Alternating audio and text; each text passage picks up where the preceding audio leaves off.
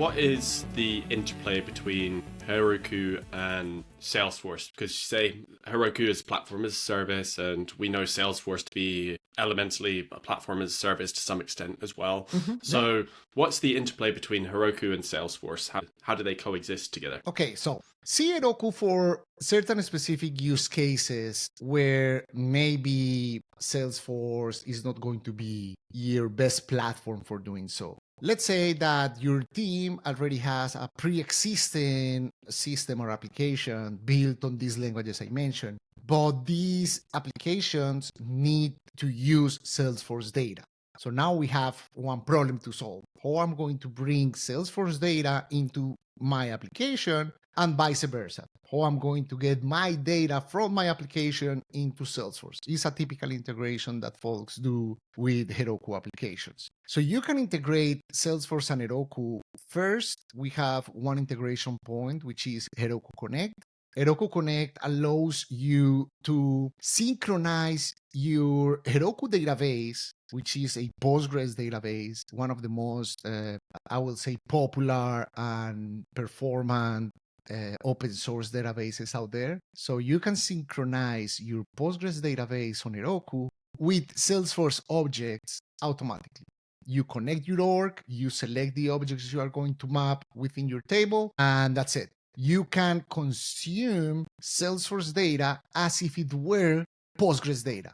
And if you write to that table using regular SQL, that information is going to be wrote back to Salesforce. So it maintains a bidirectional synchronization between those two.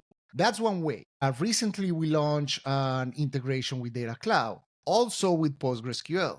So you can connect PostgreSQL as a Data Cloud data stream and get information from your database into Data Cloud and do anything you can do with Data Cloud with your Heroku data. You can do it through Salesforce has a powerful set of APIs that you can use from wherever, and you can do so from Heroku. And we are working on now more native integration between those two to make that API interaction easier. And you can use eventing, connecting to platform events, CDC events, and get data back into Heroku as well. There are like multiple ways of doing this integration. Another common integration between Salesforce and Heroku is if you have an application in Heroku that has APIs and you need to consume these APIs from Salesforce, let's say as a flow actions or invocable methods on a Lightning Web Component, you can import Heroku APIs as external services into Salesforce. And they are going to be pretty much converted into Apex methods that you can call wherever in Salesforce. So there are like multiple ways you can connect those two worlds. But see Heroku as external pro-code compute environment for applications written in these open source languages I mentioned that runs within the same Salesforce trust boundary because we are part of Salesforce. So you are keeping the data in the same pretty much trust boundary between those two worlds. I guess that there are opportunities for streamlining across every part of the software delivery lifecycle with AI if we can harness it properly and if we have an opportunity to invest in some of this technology and do it in the right way.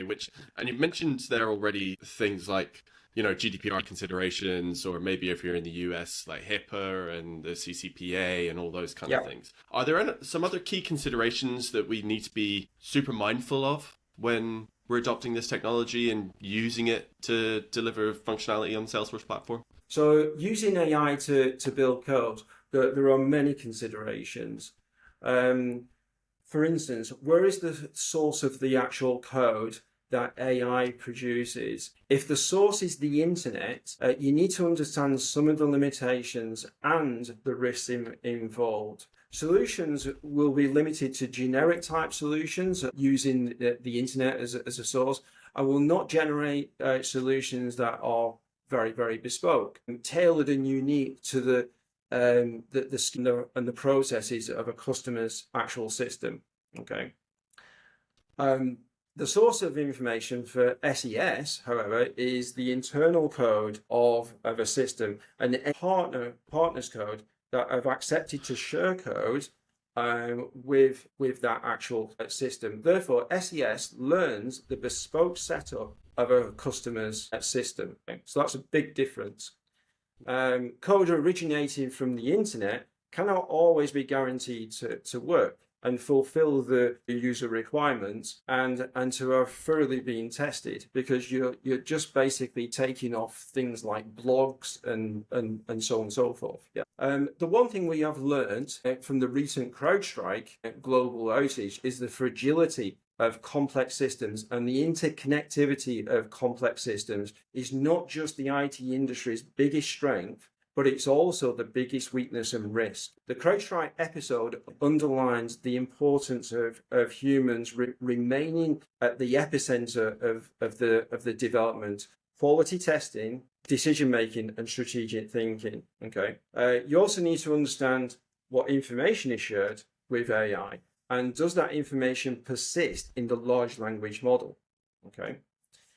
Because then it can be reused with AI and without your explicit allowance to do that. Your code is your intellectual property, remember. It is valuable and needs to be protected. So it's imperative you understand your intellectual property is how it's actually being used. Einstein does record an audit trail of what is sent to AI and the AI response as well. However, Einstein does not know if only data persists in the large language model, other than the fact that Salesforce has agreement with those AI providers that the data isn't to persist within the actual model.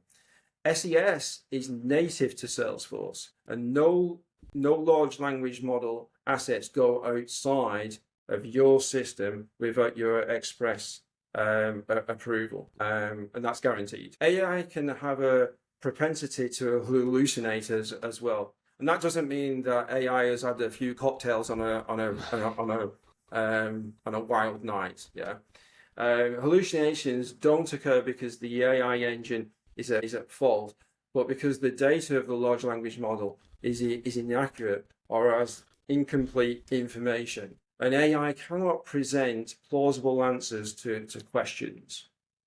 No AI is immune to this, which further supports the argument that the team must remain the puppeteer in control of the strings. Now, we actually want the developers to get excited about flows, and the reason for that being is when you have a business requirement that needs to change throughout time, and most of them do change throughout time, the timeline, and some of them have to change quite a bit. Like every quarter, maybe you have to update some business process, you have to update parameters in that business process, and then that automation is going to do something different. That could be every month, that could be every week. Now, my question to the developers would be, if you write everything in Apex, are you interested in going back and updating all those mundane parameters yourself, right? If you're like an in-house resource. And many organizations don't really have in-house developers anyway. So in those cases, those business processes don't get updated, or these organizations have to go out and hire new people, contract new developers, and that's a process that takes time. And then you see situations where the business process and the automation don't match each other, and things don't get used properly. They could be turned off and that kind of stuff. If you marry the code and, let's say, an auto launch flow together, so you have Apex triggers, your Apex class, calling in some cases your auto launch flows, those flows can be easily updated by the admin, which means the developer doesn't have to get involved. They don't have to worry about those mundane tasks of updating parameters. I mean, like mundane tasks for them. For the admin, those are important tasks.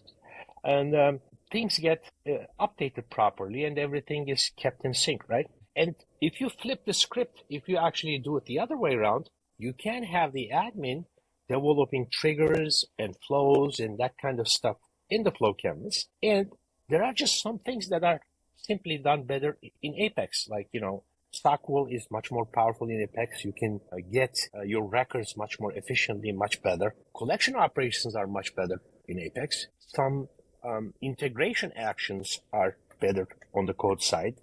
They are being rapidly developed on the flow side, but they are still better on the code side. So you can empower your admins by creating invocable Apex. And in those cases, those invocable Apex can be called and repeated from several flows so that the admins can be empowered to finish some tasks that they can't usually do. And if you marry these things together efficiently, you are going to find that your organization works much better, and it is going to be easily maintained and up to date over a long period of time.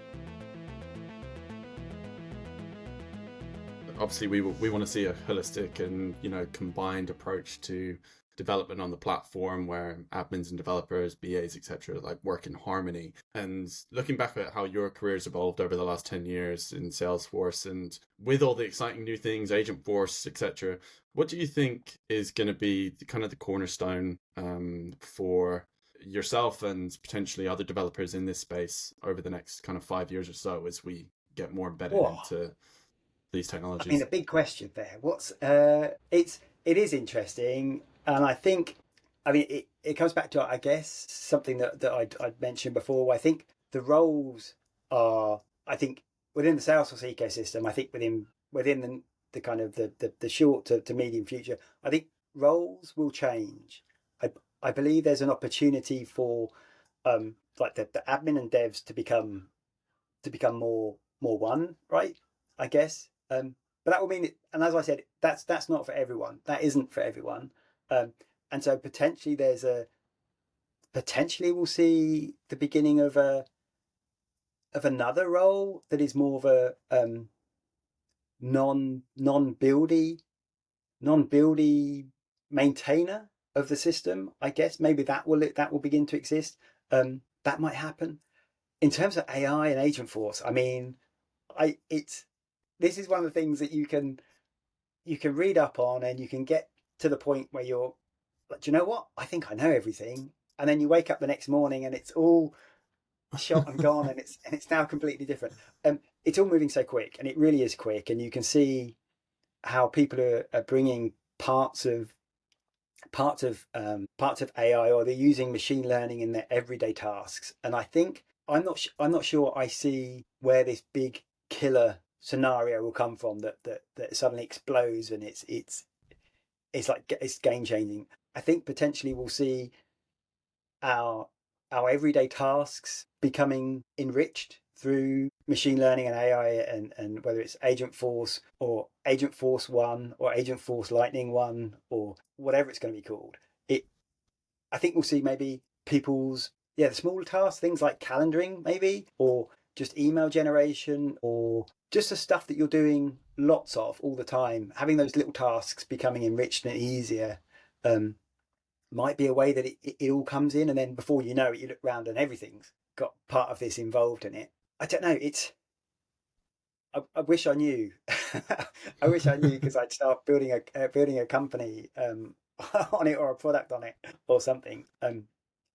Truth is, I don't know. It's all moving so quick, but you can see the value. So in terms of developer tooling, you can see real value in not replacing devs. And I think this is something that was spoken about quite a lot with Dreamforce recently. Is it's about like a harmonized. No, what's the word am I looking for, Jack? Unified, or like an enhancing yourselves through the use of ML rather than a replacement. It's more about actually you can do task A quicker, better as a human because of this, which means you can then spend more time on task B, which is of more value of that, maybe like customer face to face or whatever. I'd like to see it like that, but the truth is I don't know. It's all moving so quick, and I haven't even got my AI associate cert yet, so I'm still at the bottom of the pile. Hey, they're free now, so that's true. If you are listening and want to get an AI cert, or even just AI training over the next year, I think to the end of 25, Salesforce are offering one take of the associate or their specialist certification for free, with lots of training opportunities around it as well. What advice would you give to any kind of aspiring developer in the ecosystem now, regardless of whether they're an admin looking at learning development or starting to code or adopting more developer-based practices, I guess, or entering the Salesforce ecosystem even for the first time from another technology? What advice would you give those people? That's an interesting question. I think one piece of advice is to I think our Trailhead is an amazing place to get started on the platform. Absolutely incredible. But I would also say, like, find an actual project. Have a goal, because learning a technology or a platform without a goal is really hard. If you do have a goal, once you reach it, you're like, look at what I did. I built something. I made this. And so that with that goal in mind, it's going to make it easier to navigate the things that are important for you to learn, for the reason why you're even doing this. I mean, there's so many things on the platform. You can learn about stuff that you may never use. And so if you have a goal, an end game in mind, then your learning track is going to be much more useful to you, even if you're not using Trailhead, even if you're just going through documentation and trying to do it on your own. I like to tell people that, I went to school and I got a degree in computer science, and it was a long time ago. And, we did things like program and assembly with punch cards and stuff. And I didn't find that super useful. And so what I tell people is the most value that I got out of that degree was learning how to navigate documentation, how to find stuff. Today, it's like how to Google properly. Because it doesn't matter what language it is, it doesn't matter what platform it is. If you know how to find the answers to the questions that you have, then you're going to be successful. Languages is just syntax at the end of the day. And so once you've understood the concepts of program control, loops, if-then statements, those things are common across all languages. And so once you've got a grasp on that, you can write in any language. So if you're just trying to learn Apex, maybe you start with a different language that doesn't have so many restrictions, Basic or something that you run locally. There's a great website called Replit that allows you to run early programs as you're learning, kind of on a cloud-based backend. And it gives you all the syntax errors and other hints at why your code might not be working. But if you learn that first, then when you get to Apex, you're going to have all the, foundational concepts in your mind. And again, it's just a matter of syntax, learning some of the eccentricities of Apex versus trying to learn those at the same time that you're trying to establish a foundation. Yeah, so those would be two things that I would advise. Is for the platform itself, I would focus on the implementation of business logic and really get your head around flows, because with flows you can do so much, and you're not limited to the little widgets that you drop on the flow screen when you understand Apex and can invoke Apex from your flow. Once you can invoke Apex, you can now have within your flow access to any API just about in the world, right? Because you can call out to those APIs through your Apex. And so that would be maybe my third piece of advice, is like really, really pay attention to flow. You can, by the way, invoke flows from Apex as well. And so what that does is that allows you to write a solution, and then from your Apex, you can go leverage that solution. If you need to modify your logic or some part of that solution, you do it in your flow, and now your Apex just works, right? So yeah, it's a really strong technology that I think developers need to pay attention to. You mentioned that you were scared, like looking at these new things and picking them up. What's kind of been the biggest surprise to you as you've got more familiar with generative AI concepts, as well as then applying that into your work with Agentforce. And like it's no kind of secret that Salesforce is really leaning into Agentforce. Like LinkedIn at the moment for me is a lot of people saying I built my first agent and doing the trailheads on that side of things. But for you, what's been the biggest surprise or most unexpected thing that you found from delving into this world? Yeah. So for me, the biggest surprise has probably been like the way or seeing the way in which Salesforce has been able to like create solutions to help their customers adopt AI. And I will explain you why. I remember when I learned about generative AI at the beginning, I said in my mind, it was like, okay, people are using this new thing, which are called large language models, right? The large language model, or LLM, is the thing that is able to understand what you say, and it's able to produce a response. Even it's able to resonate if you give to it like certain steps, right? And produce a response with the knowledge that it has, right? The knowledge that that large language model has comes from the data it has been trained on. So my first thought was, okay, this is impossible to implement because every company, every customer at Salesforce, they have their own knowledge base, they have their own customer data, and they would have to train for each one of those customers their own large language models. And in my mind, that was the only solution, but because I didn't know more, of course, right? So at the beginning, that's why I was so skeptical, because I said, okay, this is impossible, it's not gonna work, because training a large language model takes like a lot of time and resources, and also the data, the knowledge that the model has becomes stale because you train it, right? And then a year later, the data, the customer data in your database has probably changed, but the model hasn't been retrained, right? Or it needs to be retrained to be able to produce great responses. And also there is the thing of hallucination and toxicity, right? Because things have been improving quite a lot with the last versions of models, but at the beginning, the responses sometimes were kind of stupid, you know. Kind of not great. Yeah. Not great.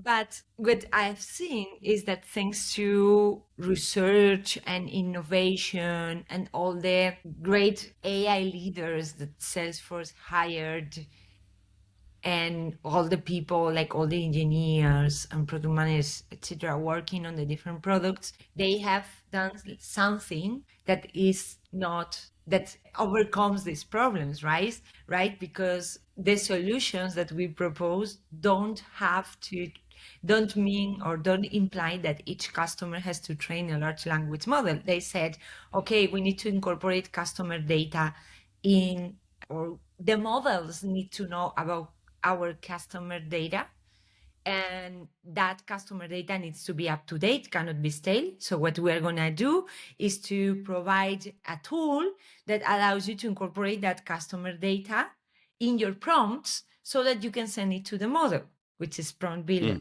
right?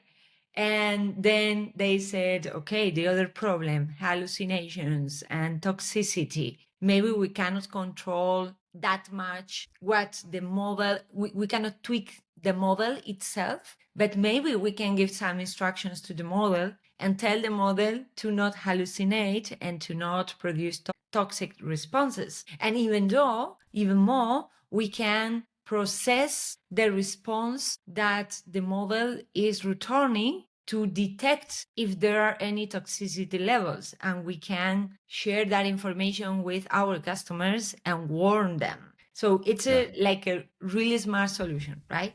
Then that's like what the Einstein trust layer does. And also I forgot to mention, like in the first part, for the first problem, incorporating customer data, they also created this thing of data masking, right? If there is some personal identifiable data, like private data that can be related to an individual, right?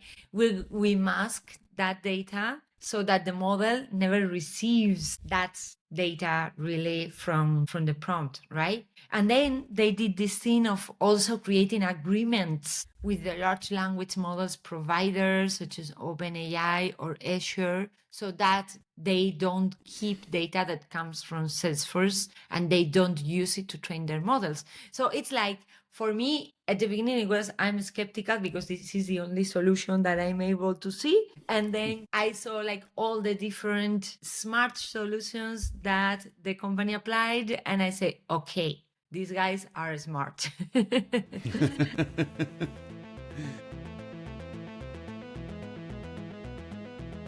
If you had a blank sheet of paper, I guess, and walked into an organization that had a Salesforce org that's, I guess, 5 years old, number of customizations, custom code, flows, business processes, and all they have is the required unit testing. The only thing that is actually the thing that you have to do. What's the steps that you take to start to implement a robust test strategy or QA strategy? I mean, the first thing I'm going to look at is what is the core set of functionality that we need to be testing? Who are our users? What are they trying to do with our system? And kind of mapping out what those user personas look like. Because from that, I can back into a good testing process. And whether that's just the regression testing or whether I do security testing, I need to do performance testing, I need to do volume testing, whatever that looks like along the way, how much automation am I going to need? I have to start with understanding what the actual user scenarios are that I'm going to have to work with. And before I get there, I have to understand who my users are. And so the first thing I'm going to do is start there, back into what user scenarios I have. And then once I know kind of that baseline of, okay, this is what I'm going to have to do over time, then I'm going to stop and say, okay, what testing have you historically done? Okay, you're just doing the unit testing. Cool. Do you have a person on the teams that would be the person when you release something, who makes sure that what you released is valid, right? Whether you consider that testing or not, who's that person that's checking the box and says, we're done with this thing fully, right? Because somebody has to be doing that. If not, all bets are off. But finding out who that person is and talking to them and understanding, okay, what have you been doing to this point? How do we map what you're doing to this point to what we're doing here and what needs to happen here? Close that gap. And then understand, okay, for every development team, do we have a person that can play that role in the short term just to start getting some measure of quality in place? That's where I would start, is just coming up with a plan to cover the things that need to be covered and understanding what those things are. I've got a whole deck on where and what I would do as part of it, building a good test strategy. A lot of it is, I work for a test automation company. I'm a big proponent of test automation, but sometimes it's not good, to your point and question from earlier, it's not good to just jump right into automation. You kind of need to figure out where you're at first and get some semblance of a good starting point and baseline to work off of in order for the other things to be successful. There's certainly a continuum. It's not a binary 0 or 1 on those things. There's a scale in between there, and just working through each one of those layers is important. Yeah. Yeah, absolutely. And something that I've heard mentioned quite frequently, certainly in more recent times, last couple of years, I do honestly feel that this topic has kind of blown up over the last 5 years or so. It's kind of grown in weight. You're welcome for that. Because I think I was one of the few people, started that charge at Provar. We were, that was a big reason for it. And at the time, there weren't a lot of people doing testing within the Salesforce ecosystem. So, I love that has become a conversation, because at the time, the thing that we were driving towards was, we wanted to level the whole space up. And it kind of feels like that's happened. It's one of those things that it doesn't really feel like it's having an impact. It's taken a long time, but then you look back, like you said, 5 years later, it's like, wow, we've come a long way just as a space. This is now a topic that people are talking about for real with some semblance of knowledge. And that's a pretty cool thing.